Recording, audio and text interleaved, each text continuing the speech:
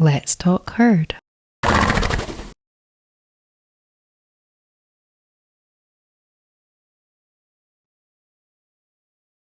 Hi. Hello.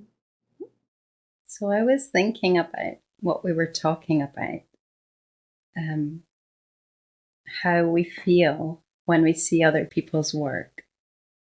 And it really is quite intense. I don't think I've realized quite what an intense experience that is for me. And I've gone through different stages with it. Probably at the beginning, I was so insecure about what I was doing that I was almost looking for reasons why other people's work was wrong, or, they just weren't getting it, or, just because there wasn't really any ability to assimilate and to kind of, unless of course it was somebody that I felt was a teacher or a guru or a mentor, in which case it was like all in. And so I think it's become more refined and made some quite sort of radical changes. I wouldn't say I'm completely there where I want to be yet, and there are triggers. Like, for example, when I see what I feel like is people discovering the same thing as me, like, yeah, it's almost like a kind of bitter sweet. There's like an aspect of it that's like, wow, that's amazing. And we've kind of we're in this together, in which case that could be disappointed if I felt like it wasn't really that there were like that things that weren't similar, or kind of certain lack of alignment, or it's almost like it had to be complete. And then there's the kind of feeling of it's a challenge when somebody else is just, it's almost like you want to be unique and you want to be the only one, and you don't want to feel like someone got there before you, and there's that whole competitive thing, which really doesn't feel genuine to me. It just isn't authentic, and I kind of wish that I wasn't like that, and I didn't have that in my personality. So I'm kind of still flipping a little bit. I'd say that I want to, I kind of, it's almost like the two have to keep integrating until they're going to find that perfect balance, which is, it's not about being threatened. It's not about having to be the same. It's not about, it's just about appreciating the differences, because they are diversity, and they're beautiful because we're all different, and that gives a greater spectrum, a greater potential for everything. Yeah, and just also really appreciating I really do that sometimes. It's funny because I don't have the same, all of this comes up for me around training and ride, anything that's like around that. For the things that are spiritual, I don't really, or spiritual is a kind of, generic word, but anything healing, therapy, energy, connecting, those kind of things. I just feel, I love it when there's resonance, when there's kind of things that are similar. I think that's amazing. And I'm interested when they're not, curious. There's none of that kind of ego. So yeah, that interests me. And I wonder if you notice that it's particularly around training and what that's about for you. And Yeah, because I don't know what that's really about. I think it's because I'm so I'm not yet that I still it's a very difficult road to walk to kind of really figure out where you are with it ethically and what feels good. And yeah, maybe it's just something to do with that insecurity. Mm-hmm. So yeah, that's what's coming up for me. Yeah. Yeah, I hear and feel all of that. I truly do. I think I think within me, when I feel into where my those envy cracks that I don't know if we actually talked about those words or if I had written you afterwards, but I was just using that as a pointer to envy cracks being like a place where there's something that I see in someone else that I feel this tinge of envy, and it's kind of like a crack in me that is Mm. somehow allowing me to see that. And I mean, you could just as easily call it a trigger or like being lit up inside. But I don't think we're the only Yeah. ones that have witnessed another individual that from the outside looking in appears to be shining in a way that is similar to the unique way we feel like we're meant to shine. And I think that, I mean, we know Exactly. that we're all one. We're all this one thing. And yes, so all the pretty colors, the whole rainbow, stepping back and witnessing all our children, you know, and doing all the wonderful things because we are that. We are all those people. And oh, it's just so beautiful. And it's like, but I'm still human. And so I definitely have aspects that I want to do it too, you know, and for me, when I find that that I'm reining myself in and I'm trying to like glue myself in this place of seeing it all from the place of oneness and in that, for me, in Yeah. those situations, it's like it's the opposite. I can no longer, I can like see mentally, I can say, yeah, but I'm not feeling the appreciation for it anymore because I'm not allowing myself to shine through the little teeny portal, you know, that is whatever it is that is this Yeah. unique thing that we see in each other and appreciate so much when we see it shining through. And for me, I think you and I both, for whatever Yeah. reason, I mean, yeah, there's a lot around horses and the training. You know, that word can have its own triggers.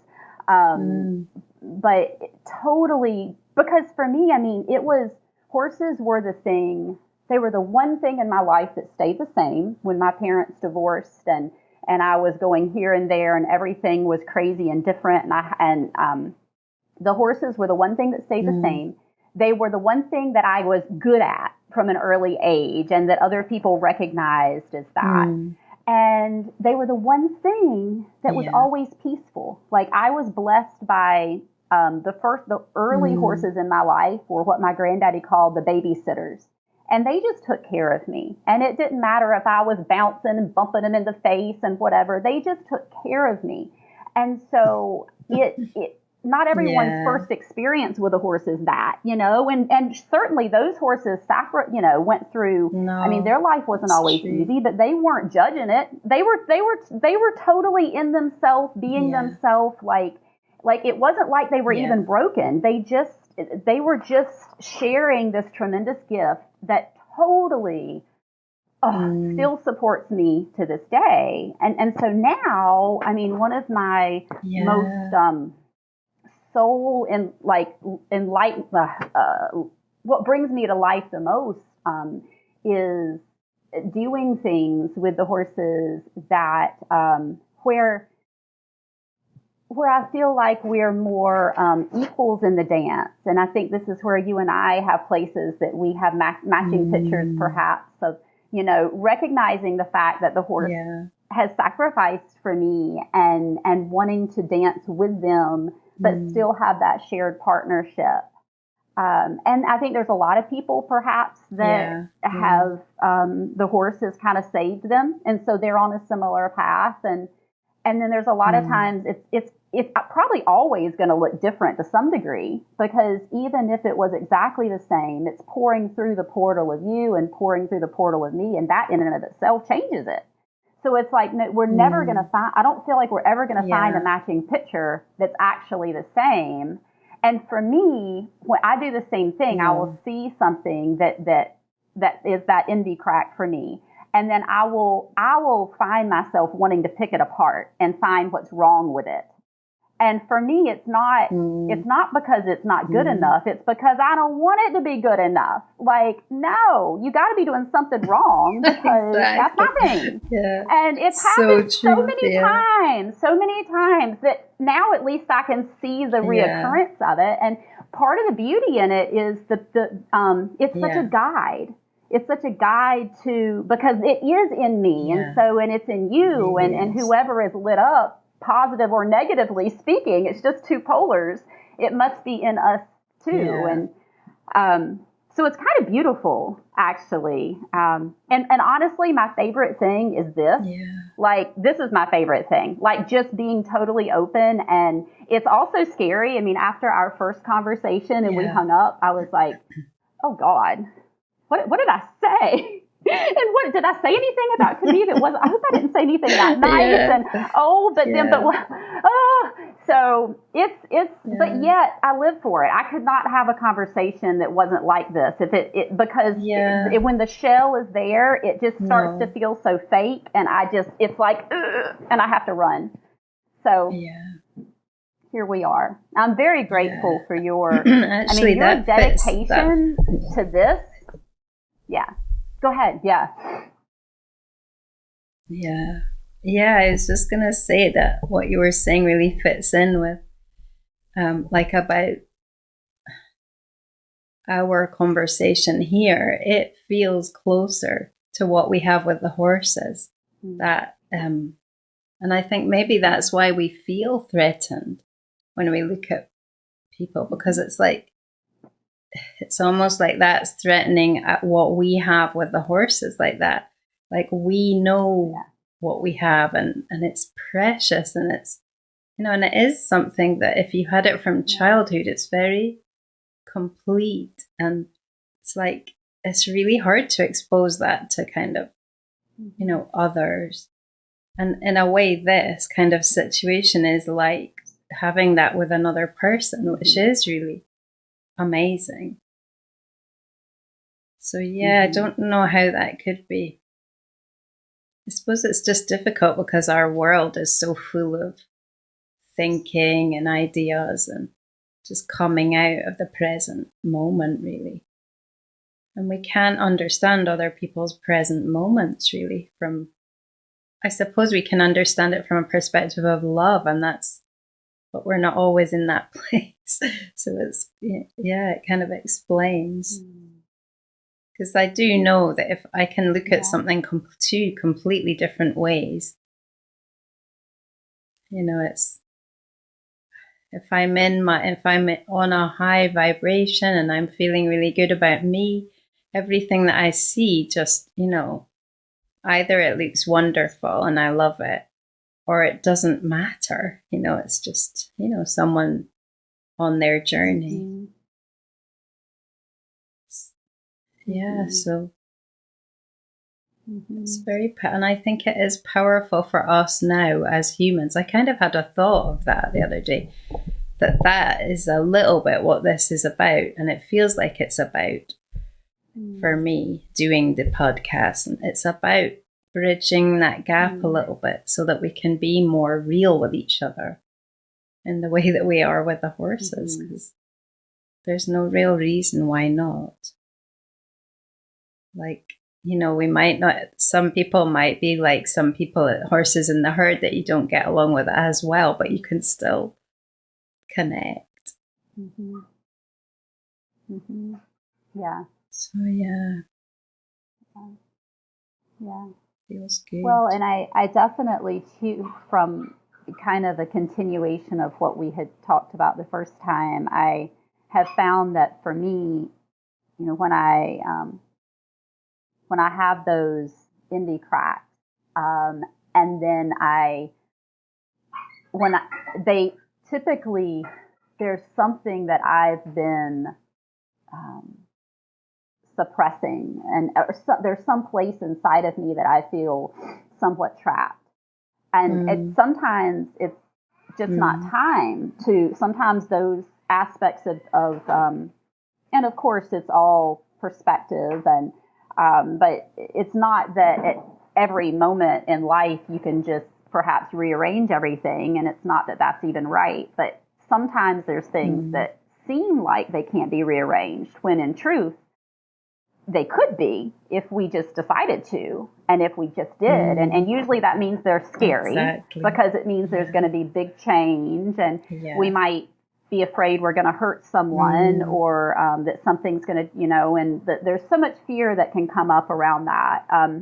But I know yeah. just personal, feeling of this is recently, and I shared you about the journey with magic, and in the previous episode we Mm, talked about how I had so wanted to have this invitation to do this show with her, and I as yeah. soon as I kind of nudged on that door to basically let them know that I was interested if the opportunity arose. I still hadn't been invited, but I basically started pretending like I was, and I started allowing myself to just play Mm, and do the things with her exactly. that I would want to do. And it was really Mm, hard. I mean, I had physical stuff going on. I had chest pain so hard. I was wondering if I had something going on, like that I needed to go to wow. the hospital for. Like I had a lot of physical sensations that came up in Yeah. that time frame of resisting. I was resisting letting myself have the freedom to just dive Mm, into the relationship with her and work on things that I have labeled as looking maybe like training, but yet I know through my relationship with her that mm, she has such a yes to this. I mean, she's been guiding the whole thing. So not to follow through yeah. is actually not following her guidance and leadership in this. And Yeah. so, but as soon as I gave Exactly. myself that Yeah. freedom, well, for one thing, the pain went away. I mean, sincerely, my chest I'd had this major just burning and like squeezing in my chest. And for the first time, it just Wow. lifted, just Yeah. gone. I had what I'm certain was a stomach ulcer, but like in the Wow. top of my stomach, just this aching that would not let up ever. And it went away. Like all this stuff just went away. Yeah. And I just started and the triggers, the other people, like when I look at you and I look at you doing something that I love, that is a matching picture for me, that is just so resonant and so beautiful and makes me want to go, oh, Camille, I love you, and makes me want to go, oh, stop it. And at the same time, it was like all I could feel was just the appreciation. Like it actually, by me allowing myself to chase after my thing with magic that I had perceived as maybe a wrong way at one point, that now I'm just like letting myself just Mm, be right in the way that I feel like she's guided. So once I allowed myself to do that, it actually enabled me to then be in that place of that higher awareness where I can just see and appreciate the absolute beauty in what I yeah. see unfold with you and your herd, and with others that really are a select few, but there's a Yeah. handful out, and I just, oh, it's really strong matching pictures. And so but it's like for me, that Yeah. was the pathway to it. As long as I was keeping a knot Yeah. inside of my own self, there's no matter how much I sat in Mm, meditation and listened to someone guide me to be in that place, or take my energy, up, and yeah. let's view. I mean, I just could not. It was like my body wouldn't let me. It's like, no, it's down here. You got to get down here for me. Um, and so now I still Yeah. have things that come up. I don't know that I'm ever going to not, but I Mm, just see them. I try to have a relationship with them like, yeah, that's ego, but it's ego that is my friend. Yeah. And it may not feel good, but it's a way of ego guiding me to really my fullest expression, which doesn't mean like highest potential, but it means like the purest potential. Like Sabina had mentioned in one of her gatherings, purest potential, and I love those word pointers. Purest potential of this essence that is who each of us are, that is unique and yet is exactly the same at its deepest place. Yeah. And then there's just so much freedom, and I can have so much joy. And there's nothing more beautiful than witnessing what you do with horses and be able to drink it in for the beauty that it is. I mean, it's that is a gift. Yeah. That is a gift. And I do think that with you and I, there's a training horses element, okay? But I don't think that's the case for everyone. I think it's whatever it is that's your thing. For some people, it may be something that they are doing right. So it's not like, well, this is meditation and this is training. It could be around, well, you know, someone that guides meditations and that is their thing. There can be, ego can guide us many places. And that's not wrong. It's just guiding us to, you know, be able to go ahead and open that door that looked like it was closed perhaps, or be patient. I mean, that happens too. And it's always perfect. Maybe, but worth it, totally. Maybe it's the area. Yeah, maybe it's the area of the like that's where there's the most potential for growth. So that's, you know, that's why it's it's triggering, because you can see that where the kind of difference between where you want to be and where you are, and that feels, you know, threatening. And it feels like what you're saying is that you've got past the threat because you understand that it's a process, that you're growing. And it is a little bit sort of uncomfortable in a way because you're not there yet. There's a contrast, but you have to have that contrast so that you realize that you've got more growing to do. And that was, I mean, it's so similar because I've had a really similar feeling about how does the spiritual aspect, the feeling of, you know, wanting to really be in alignment and really listen and understand and be very, very open and allowing, and also expectation free. How does that marry with doing what I want to do because I love it? And I think I've kind of realized that it's actually okay to do what you love to do, because if you really accept that your inner guidance is telling you that what you love to do is for you and it's perfect, then it is perfect, and it's perfect for everyone. And the horses are always sort of teaching me that. I don't know if I told you this story. I can't remember now. Just sort of stop me if I've said it before, but I was feeling a bit quite down one day about everything. Like it felt probably because I'd been seeing, you know, what people were achieving, and I was thinking, well, you're not really achieving anything. And I just actually hadn't been connecting. I'd been spending a lot of time elsewhere, and I tend to start feeling like that when I'm not with, you know, spending enough time with the herd and in that place of like just knowledge and uncertainty. So this particular day, Honey was watching me, and I could just feel her radiating and asking for me to come over. And while I was there, just speaking to her and just kind of feeling good, Karamba actually came over and squeezed underneath me and just kind of insisted that I got on her back. And that was like, I just realized afterwards, my God, that's everything I ever wanted. I wanted for a horse to ask me to do that and for it to be their idea. And it just felt, I could have sat there all day. It just felt amazing. And I think that's the realize that for them, it's not this huge big deal that we make about it. It's not that you ride or you don't ride, or there's rules, or, you know, even to the point of that. I mean, I know for us, we kind of probably wouldn't want to use bits and, spurs and all and things like that. Or you make those choices for whatever reason. But I still think that for the horses, it doesn't come down to those material things. It comes down to how we are feeling when we're doing it. So if we feel like we're expressing ourselves, our joy, then they feel that, and it's just, there's nothing more for them. That's what they want to connect with, that joy, really. And they're just trying to tell us that all the time. Stop being so sad, because there's no rules. We're free. And maybe today we can ride, or tomorrow, I won't want to, or, And I think that's, that's been quite a big revelation for me. Letting go of the rules, really. That's so beautiful. Yeah. And that's so the pathway that I see. I mean, it's totally your unique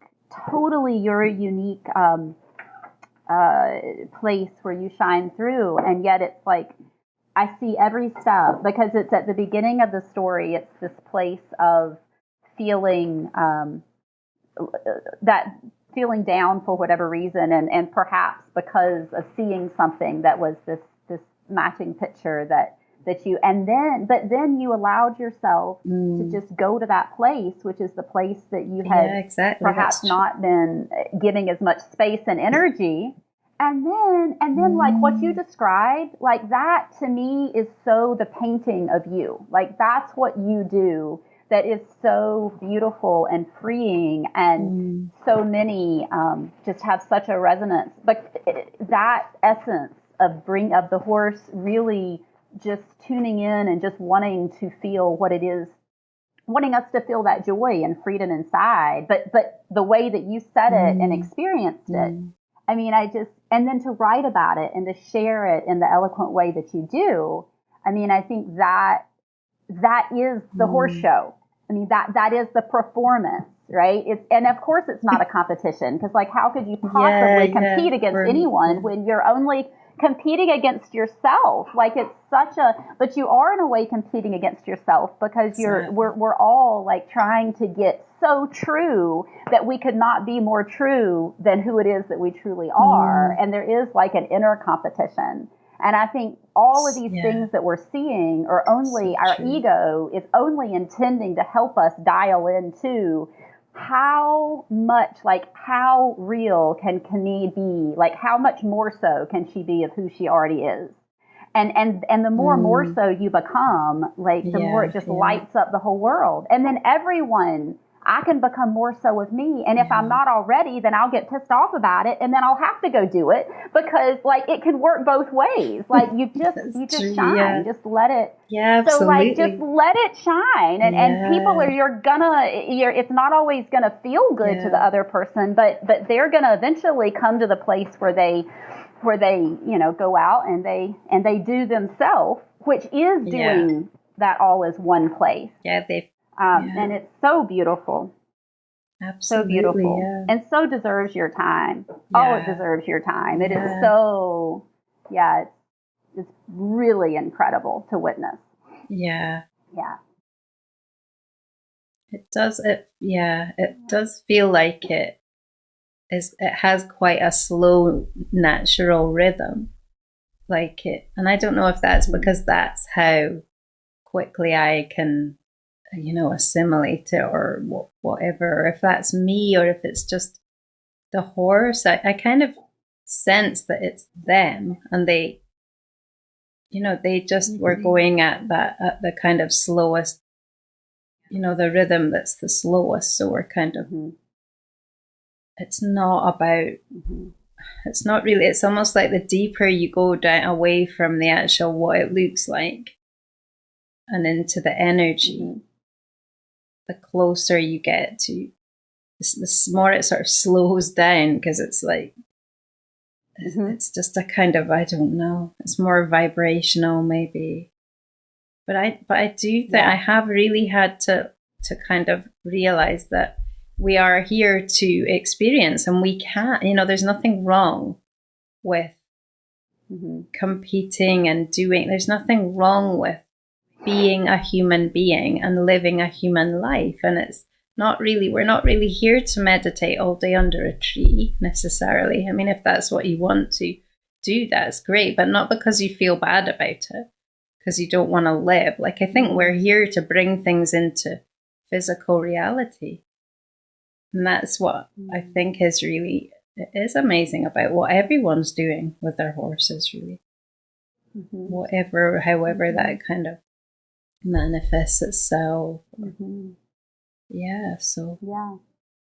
And I think, I've said that, yeah, I think also like the meditating, like the thing that place too, that can totally be its own pathway as well. And that, also, Yeah. I guess I just feel like a whole other set of triggers that can come up around that as in, that's not somehow good enough or something. And it's like, and that's not what you were saying. I'm just, just like speaking out loud like that. But the truth is, it's like, it's all, I mean, of course you're not saying that because it's you and body, but to allow to just the beauty of how much we can all bring to one another when we allow ourselves to fully allow ourselves to flow through what is fully who we are. And so for the individual that place of meditation with the herd is like the fullest expression of their self. I mean, and that is so incredibly beautiful. And to tune into that just can bring us such healing, I mean, and guidance in that space. And then, in me, I can't stop moving. I mean, I love the pause. The space in between is like so deep and so rich. And I go all the way, and then I come right back up and I'm running. Like, it's just, my body just does that. And so for me, it's more like a moving meditation, right? And travel. And that's not better. It's just, but it is me. And if I try to stay in that place in between for longer than diving down and coming back up, for something that's not my own circadian rhythm inside, or however you say that word, like, it becomes enforced, and it goes to that place of trying to intellectually say, you should be here, and you should be appreciating others for who they are from here. And then that starts to even feel like dogma. Like, that's not even what it was about in the first place. I've done that. So just coming back to that, for me, it just keeps coming back to that place of, it's okay to do what we want to do. What you just said, like, it's just okay. It's really simpler maybe than we even think. It really is okay.